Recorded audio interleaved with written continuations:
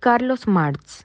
Marx fue un economista, filósofo, sociólogo, periodista, intelectual y político comunista alemán de origen judío.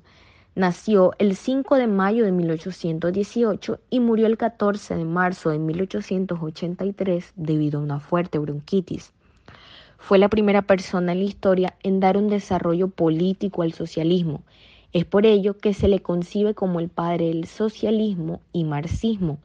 Planteaba que el capitalismo se sustenta en la existencia de dos clases cuyos intereses son contradictorios: los burgueses, que eran los dueños de la producción y medios, y el proletariado, que era la clase trabajadora.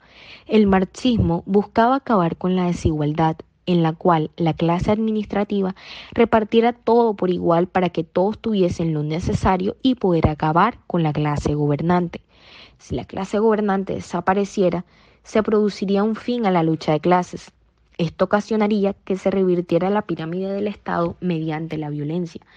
El marxismo se podría explicar por medio de una fórmula que planteó el economista judío en su momento. Para poder explicarla, nosotros a esta fórmula le asignaremos ciertas letras, las cuales serán: W es igual a C más V más P.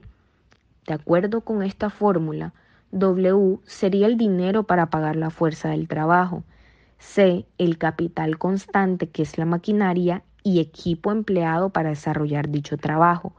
V representa el capital variable. Este capital permite pagar la fuerza del trabajo.